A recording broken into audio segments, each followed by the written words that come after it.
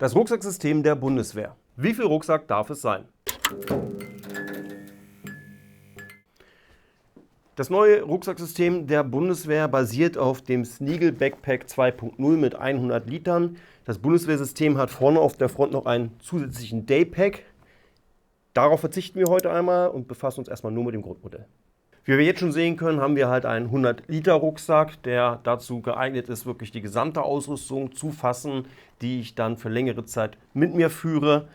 Wir haben ein Deckelfach, was nochmal separate Unterteilungen hat, den Helm mit aufnehmen kann und zusätzlich nochmal als kleines Daypack benutzt werden kann. Wir haben zwei abnehmbare Seitentaschen, auch die können wir wieder zusammenbauen und als einen kleinen Rucksack nutzen und dann nochmal ein zusätzliches Stiefelfach im unteren Bereich. Weiterhin ist es hier ein Top- und auch Frontloader. Werfen wir jetzt mal auf die Details einen genaueren Blick.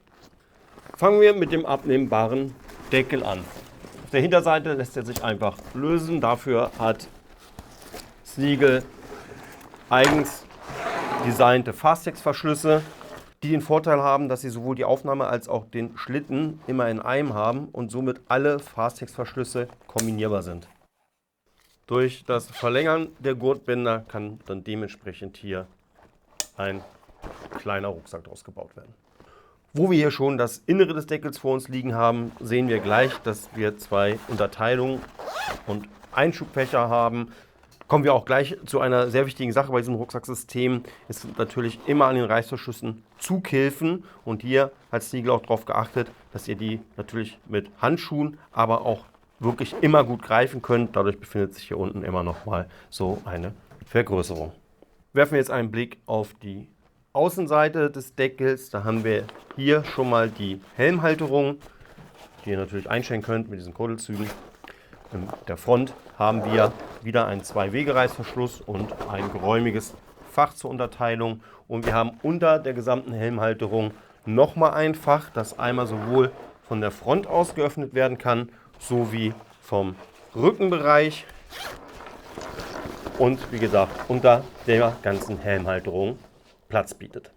Damit bietet der Deckel genug Stauraum, um zum Beispiel als kleiner EDC umfunktioniert zu werden oder für euch als Daypack fungieren zu können. Kommen wir zu den beiden nächsten, auch wieder abnehmbaren Taschen, die wiederum, wie eingangs erwähnt, zu einem kleinen Rucksack umfunktioniert werden können. Und zwar sind das hier die großen Seitentaschen. Ihr seht hier unter der Flappe, die mit Klett gesichert ist, nochmal ein Reißverschluss. Wenn ihr den halt aufmacht, könnt ihr dann auf beiden Seiten jeweils die Tasche abnehmen.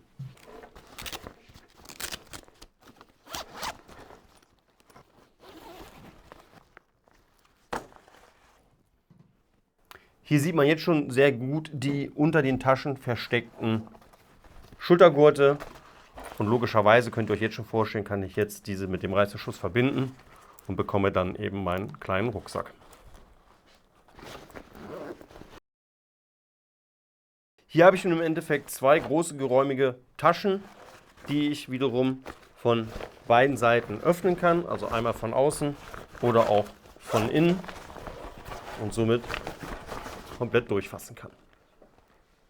Kommen wir nun zum Hauptrucksack. Wir haben einmal ganz klar einen Rolltop im oberen Bereich, um auch den Rucksack weitestgehend befüllen zu können und zu erweitern und ihn gleichfalls vor dem Eindringen von Schmutz zu schützen. Zusätzlich ist es aber auch noch ein Frontloader. Wir haben hier im vorderen Bereich einen 2-Wege-Reißverschluss und somit kommen wir auch sehr bequem an unsere Ausrüstung, die wir hier drin ordnen können, heran. Weiterhin, um für euren Einsatz auch noch zusätzliche Schuhe mitnehmen zu können, die dann aber eure Bekleidung nicht eindrecken sollen, haben wir hier unten am Boden noch ein großes Stiefelfach, das natürlich auch selbstverständlich für andere Dinge genutzt werden kann. Die Trennwand von Hauptfach zu Stiefelfach könnt ihr aber auch mit einem Reißverschluss öffnen und so ein gesamtgroßes Hauptfach daraus machen. Auf der Front sowie am Boden befinden sich nochmal Schraubbänder, um weitere Taschen aufschrauben zu können, beziehungsweise hier ist es natürlich so gemacht, um zum Beispiel euer Tarp etc. darunter spannen zu können. Dafür gibt es auch nochmal zwei Kompressionsriemen, die im vorderen Bereich befestigt werden, und ihr dann von der Länge her natürlich einstellen könnt, um, wie gesagt, zum Beispiel euer Tarp darunter anzubringen, etc. Selbstverständlich befinden sich zu den am Boden befindlichen Kompressionsriemen auch noch welche an den Seiten sowie auf der Front vertikal und auch horizontal, um den Rucksack eben anpassen und sichern zu können. Werfen wir nun einen Blick auf die Rückseite und das Tragesystem. Wir haben hier oben nochmal ein Einschubfach für einen Laptop etc. Es würde aber auch eine Schutzplatte hinten hineinpassen. Und natürlich ist auch hier das Tragesystem für euch anpassbar, also in der Höhe, und auch der Hüftgurt kann noch versetzt werden, um eben bei einem längeren Körper oder bei kleineren Menschen dann sich dem Körper anzupassen. Das Tragesystem ist selbstverständlich an eure Größe anpassbar und einstellbar. Der Hüftgurt wiederum kann auch in der Höhe versetzt werden oder auch ganz abgenommen und gegen ein Battlebelt zum Beispiel ausgetauscht werden. Zusätzlich ermöglicht mir dies, an die eingesetzte unterstützende Platte heranzukommen.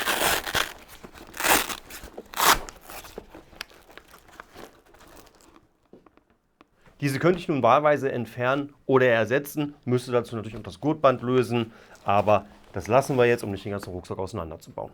Zusätzliche Schlaufbänder nochmal auf dem Hüftgurt sowie Schlaufbänder auf den Trageriemen helfen euch auch hier nochmal Ausrüstung zu verstauen, sowie an den dafür vorgesehenen Ringen auf beiden Seiten, um etwas anzuhängen. Um auch den verschiedenen Anforderungen und Funktionen der Bundeswehr gerecht zu werden oder natürlich auch anderer Truppenteile, haben wir an beiden Seiten nochmal Durchlässe für zum Beispiel einen Trinkschlauch oder aber auch für ein Funkgerätesystem für die Antenne. Zusätzlich, um den Rucksack einfach mal schnell wegnehmen zu können, habt ihr am oberen und auch im unteren Bereich nochmal einen Tragegurt, um ihn also auch bequem einfach mal arrangieren zu können.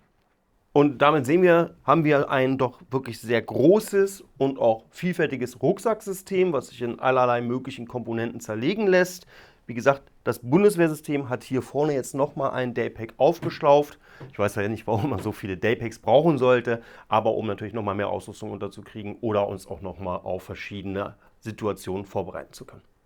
Habt ihr auch Erfahrungen mit Sneagle-Produkten, ganz speziell mit dem Rucksacksystem 2.0 oder seid ihr aktiver Soldat und habt das auch schon in eurem Truppenteil geliefert bekommen, dann schreibt uns doch gerne mal in die Kommentare eure Erfahrungen damit oder auch, was für Alternativen ihr bevorzugt, gerade auch im Bereich von diesen längeren Tagestouren oder auch als Bug-Out-Bag, denn dazu wird es in Zukunft nochmal ein Video von uns geben. Ist ja auch immer ein sehr gefragtes Thema, wie sich da eventuell der Sneagle-Rucksack hier macht.